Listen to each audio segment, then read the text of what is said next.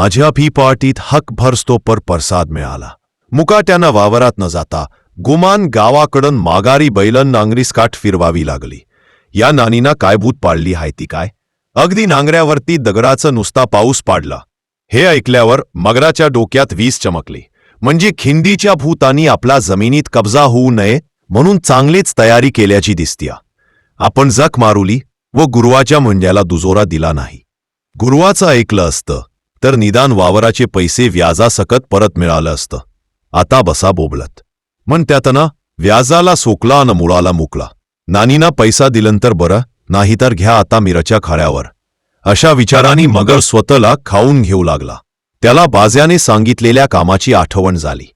गावात सोनं द्यायला म्हणून जावं व नानीच्या घरी जाऊन हुकुमनाम्याचा कागद तिला देऊन टाकावा असा विचार करून मगर ताडकन पलंगावर उठून बसला व पाटलाला म्हणाला, निदान देवीपुढे शिलंगणाचे सोने तरी ठेवून येतो. जिता माघारी आणला म्हणून देवीचा उपकार तरी बोलून दाखविला पाहिजे.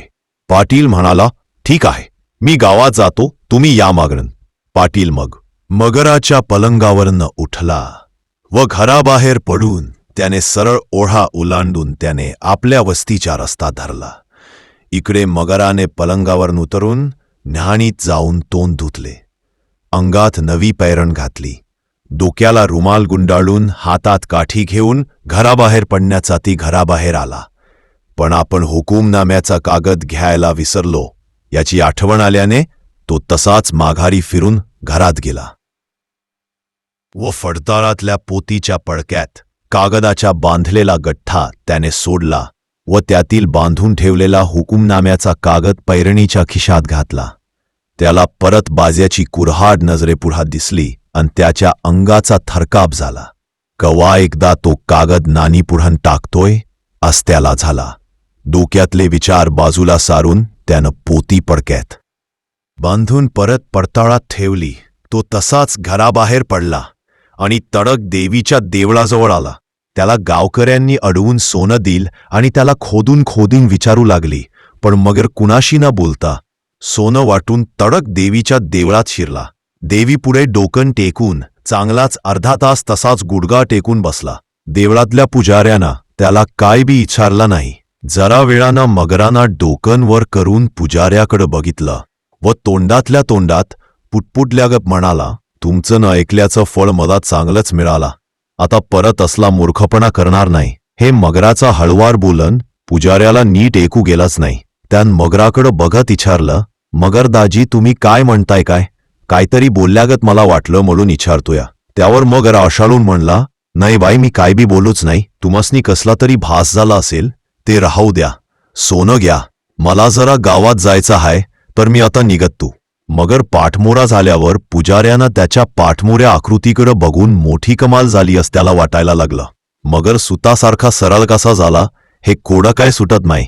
असो, निदान देवानं ना नानीचं घर तरी जागावर बसवलं म्हणायचं. इकड मगरानं गावाला वळसा घातला व गावाकडेच्या रस्त्यानं नानीचं घर गाठलं. अंगणातून नानीला हाळी दिली. ए नाने, बाहेर आहे, कामा हाय. मगरान आवाज ओळखून मगरा कशाला आगळाय हे अंदाजानं ताडलं व लागलीच घराबाहेर आली. मगराला म्हणाली, आमची गरीबाची कशी काय आठवण आली मगरादाजी? मगरा अंगणातन उभ्या उभ्यानं म्हणाला, तू गरीब कुठली गा, पण जाऊ दे, मी हे हुकुमनामा तुला द्यायला आलोया. मला तुझी जमीन नगे, तू माझ्या पैका देऊ, वाटला तर सवडीनं दे. मी काय तुझ्या मागं तगादा लावणार नाही. तुला हे मी कागद दिलाय. आज तुला हात जोडून सांगतो की तुझी भूतन आवरून धर. मगरचन हे बोलणं नानीच्या चांगले ते ध्यानात आला होता. तिनं मगरानं दिलेला कागद हातात घेतला व न बोलताच घरात शिरली. नरड्याच्या फास सुटल्यासारखा सुस्कारा टाकतच हाराटीच वावर पार करून गावात शिरला. त्याला कुणाला सोनं द्यायची इच्छाच राहिली नव्हती.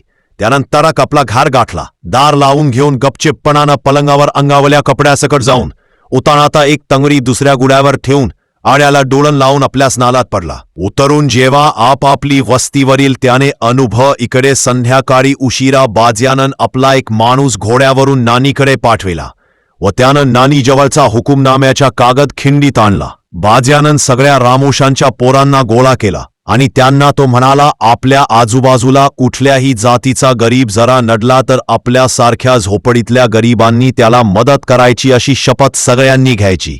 जीव गेला तरी चाललं, पण गरीबावर होणारा अन्याय यापुढं सहन करायचा नाही. आपण बी कुणावर जाणून बुजून अन्याय करायचा नाही. देव खऱ्याच्या पाठीशी उभास आहे असं म्हणत त्यानं येळकोट येळकोट जय मल्हार अशी आरोळी ठोकली. बाकीच्या पोरांनी बी मोठ्या आवाजात येळकोट गाजवला. तवर बाज्यानं सगळ्याच्या समोर हातात हुकूमनाम्याच्या कागद धरून दिवटीनं जाडून त्या कागदाची राख केली आन म्हणाला, ही दिवटी अशीच पेटती ठेवा, तिला अजाबात इजून द्यायची नाही. ही दिवटी तुम्हासनी कायमच्या उजेड देत राहील. तुमच्या अवतीभोवती अंधारल्यागत येड येईल तवा ह्या दिवटीपाशी या. ती तुम्हासनी अंधारात नक्की रस्ता दाखवील, यात काय बी शंका नाही. दिवटीच्या उजेडात जांभळीची टेकडी उजळून निघावं. पोरांनी गाजवलेल्या येळकोटच्या आवाजानं टेकडीच्या कपारीत बसलेल्या जनावरांच्या थरकाप उडवला. आता आभाळातल्या चंद्राचा प्रकाश सगळीच पसरला होता. रात्रीच्या 9 वाजायला आले. बाज्यानं सर्वांना टेकडी उतरून जेवणासाठी आपापल्या घरी जाण्याची परवानगी दिली. सगळे जण आपापली जेवण उरकून अंतरुणावर पडण्याच्या तयारीत होती. तेवढ्यात वस्तीवरील कुत्र्याच्या जोरजोराने भुंकण्याचा आवाज बाज्याच्या कानावर पडला. त्याने अनुभवाने कुत्री विनाकारण भुंकणार नाहीत हे ताडले और तो आपल्या झोपडी बाहेर अंगणात आला. त्याने खिंडीच्या रोखाने रस्त्याकडे पाहिले. त्याला खिंडीतून 4 घोडी वाट तुडवत कुकुडवाडच्या दिशेने चाललेली दिसली. घोड्यावर लांबडे आडवे बांबू, बारकी पोरे अंतरायच्या वाकडा दिसल्या. घोड्याच्या पुढेन 4 बायका घोड्याचे लगाम धरून चालल्या होत्या. घोड्याच्या पाठीमागून 4 गडी खांद्यावर लांबन श्लाम कडक गल्ल्यात वाजवायची ढोलकी घेऊन चाललेली दिसली. कासोट्या खोचलेल्या घोड्याचे लगाम हातात धरलेल्या बायकापुढे 4 बुटकी कुत्री पण अंधारात चालली होती. त्यांना बघून खिंडीच्या वस्तीवरील कुत्री भुंकत होती. बाज्याने अंगणातून कुत्र्यांना चुचकारून गप केले और तो तडक रस्त्यावर आला.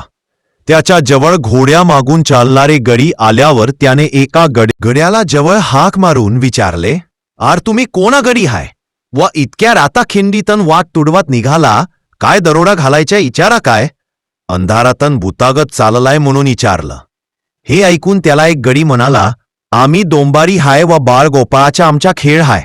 आम्ही मायनीतला आमच्या मुक्काम हलवून कुकुडवाडला वस्तीला निघालोय. ही बघा आमची बायका पोरण आणि आमच्या गड्यातली वाजवायची ढोलकी आहेत.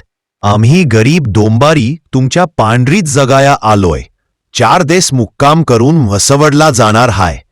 हे ऐकून बाज्या म्हणाला, ठीक हाय, गाव जवळचं एक मैलावर हाय. मारुतीच्या देवळा फूड मैदानात पाल ठोका. एवढे बोलून बाज्या परत रस्त्यावरून आपल्या अगणात आला व त्यान भुंकणाऱ्या कुत्र्यांना गप केलं.